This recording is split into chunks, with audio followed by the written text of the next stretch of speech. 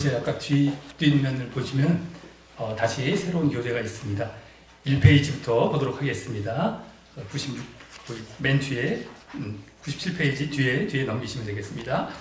쭉 읽으면서 이제 말씀을 드리겠습니다. 마태복음 5장에서 7장에 나오는 1페이지 1번입니다. 마태복음 5장 7장에 나오는 마태복음의 핵심이자 복음의 정수인 산상수는 먼저 팔복으로 시작하는데, 팔복의 삶은 결국 자신을 낮추고 하나님을 인정하는 삶임을 보여주게 되고요.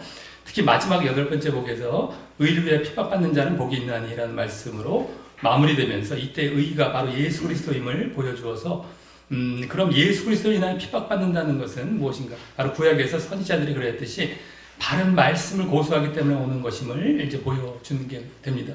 말씀 쪽에 이제 바른 말씀 쪽이죠. 이제 초점이 맞춰지는데요. 그래서 그 이후 첫 번째 이제 소금과 빛. 아까 산상수훈 그 팔복도 첫 번째 이제 산상수훈 나오는 거고요. 소금과 빛도 1번이라고 쓴 게 바로 그런 내용이라고 보시면 되겠습니다. 거기서도 소금이라는 말씀의 맛을 간직한 채 그에 따른 착한 행실인 빛을 비추는 삶을 살아야 된다. 소금은 말씀이고 또 그걸 그대로 착하게 행해야 된다라는 것이죠. 바른 것도 행해야 된다. 이게 다 나와 있습니다. 말씀.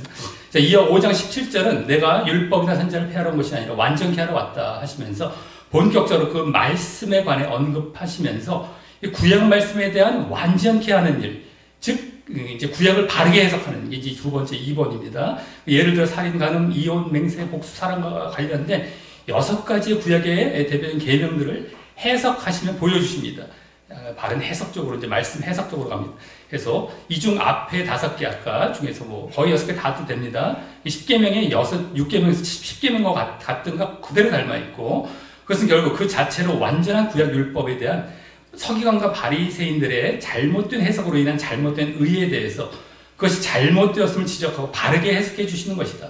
그들도 10계명을 받았지만 잘못된 해석으로 바르게 행하지 않았거든요. 이걸 바르게 해석해 주시고 제대로 행할 수 있도록 인도해 주시는 역할을 하시는 겁니다. 그 완성된 율법은 우리가 지극히 작은 것 하나라도 버려서는 안 되는 예수님의 중요한 계명이 되는 것이고, 또 그럴 때 결국 서기관과 바리새인보다 나은 의의를 갖게 될 것임을 암시하시며, 결국 율법에 철저했던 서기관과 바리새인들보다 나은 의의를 가질 수 있는 길은 예수님께서 보이시는 바른 해석에 근거한 율법과 계명을 철저히 지켜나가며 가르치는 것을 알 수 있게 합니다. 그래서 바른 해석, 바른 말씀을 갖고 철저히 지켜나가 행함이 있어야 된다는 겁니다.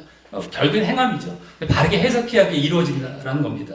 자, 그러면서 그 바른 해석의 결론, 즉 구약에 담고 있는 본래 하나님의 의도는 결국 하나님을 사랑하고 이웃을 사랑하라는 계명으로 요약될 수 있음을 보여줍니다. 아까 6가지만 살인부터 쭉 나온 것이 이걸로 요약이 됩니다. 이는 10계명의 요약, 율법과 선지자의 강령과 같습니다. 다 아시겠죠? 5장의 마지막 본문인 5장 여기에서 보여주시듯이 우리가 서기관과 바리새인보다 나은 의를 보일 것은 결국 한마디로 하나님의 온전하심, 너희도 온전하라 하시죠. 그것은 바로 하나님을 사랑하고 그로 말미암아 이웃을 사랑하는 것이고, 이것이 예수님께서 해석하신 대로 율법의 완성이 되기 때문에 우리가 이것 하나님 사랑 이웃 사랑을 지킨다면 살인, 간음, 이혼, 맹세, 복수, 사랑뿐만 아니라 모든 율법의 계명들을 다 지키는 결과로 나타나서 우리의 온전함이 될 수 있는 것입니다. 이런 하나님 사랑과 이웃 사랑, 이것으로 다 이제 당시 종교주의자였던 서기관 바리새인들은 하나님을 진실로 믿지 아니하여서 구약의 말씀을 잘못해서 적용하여 이웃을 진실로 사랑하지 않았습니다. 그건 다 알고 있었어요. 신개국도 알고 하나님 사랑, 이웃 사랑 다 아는데 안 했습니다. 제대로 안 했죠. 진실로 믿지 아니했습니다. 그들은요.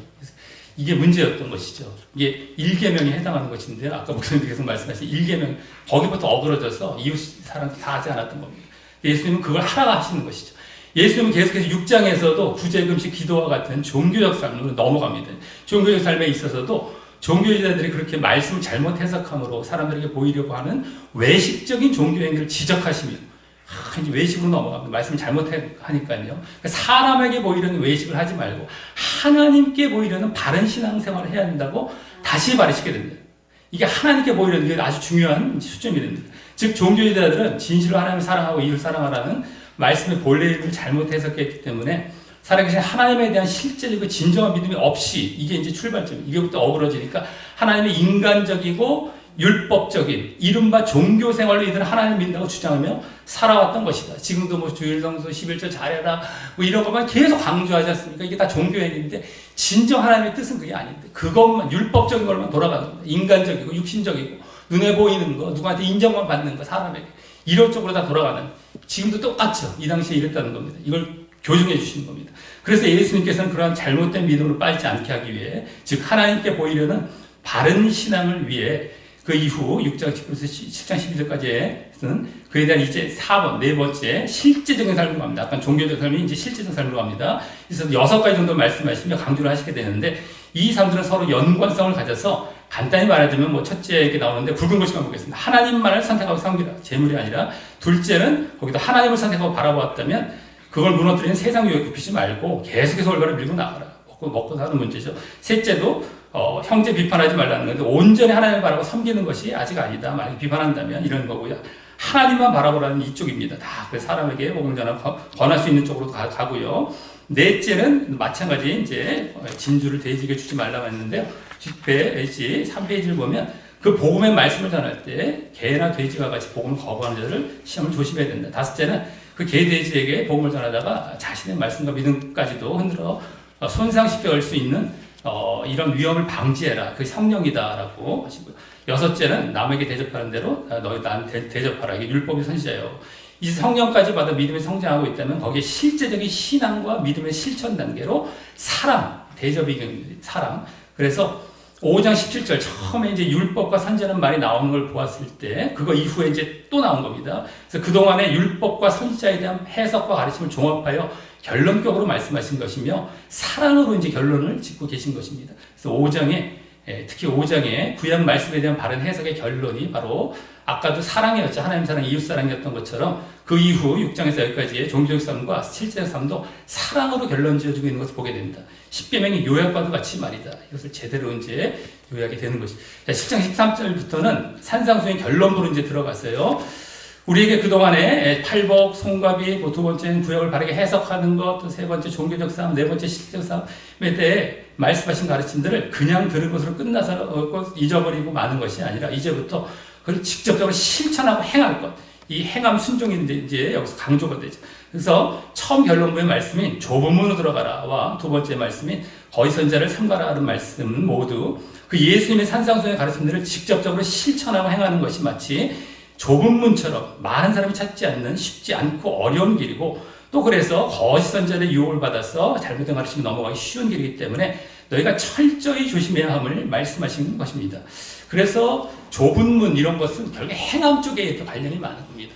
안 합니다. 그러니까 넓은 길로 가는 거예요. 그러니까 지금도 은혜, 믿음만으로 이렇게 하면서 다 그걸 무장 해제시켜놓고 넓은 길로 가게 만들어놨지 않습니까?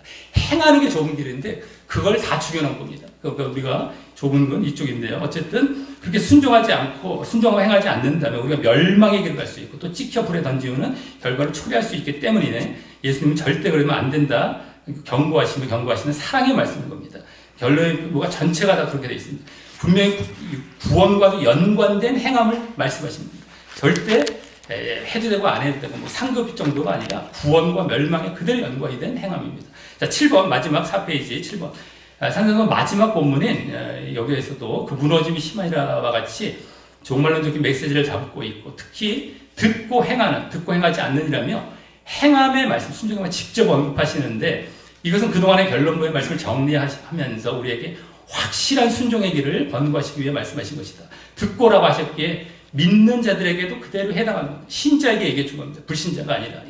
그런데 그동안에 예수님의 가르침은 꼭 무슨 윤리도덕적인 행위를 하는 것이라기보다 영적이고 내면적이고 하나님 중심적이고 자기 부인적인 것들이었기 때문에 이 행한다는 것은 정말 그러한 바른 길로 가겠냐는 것을 묻는 것과 다름이 없는 것이다.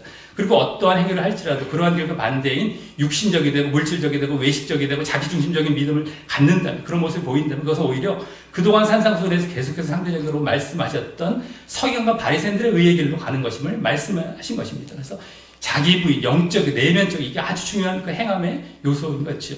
결국 그동안의 산상수훈의 가르침은 하나님을 사랑하고 이웃을 사랑하되 자신을 부인하며 영적이고 내면적으로 사랑하라라는 즉 다른 말로 말하자면 율법, 도덕법이나 십계명을 제대로 실천하라는 겁니다.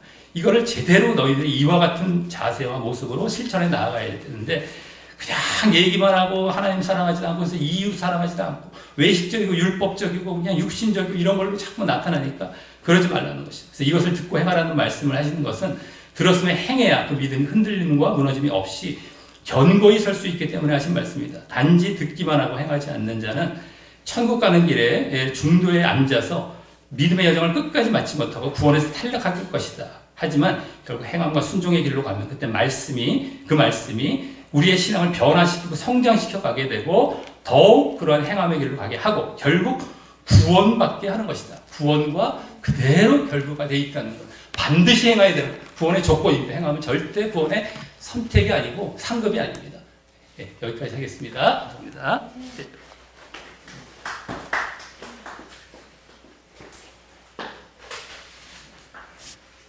장시간 수고하셨습니다. 네. 오늘 산상수훈에 대해서 말씀을 나눴습니다. 이제 머리 잘 넣으시고 이 실천이 이루어져서 우리 다 천국에서 만나 뵐 수 있기를 바라겠습니다. 하나님 감사합니다. 오늘 세배를 통하여 우리에게 천국길을 열어주시오니 감사합니다.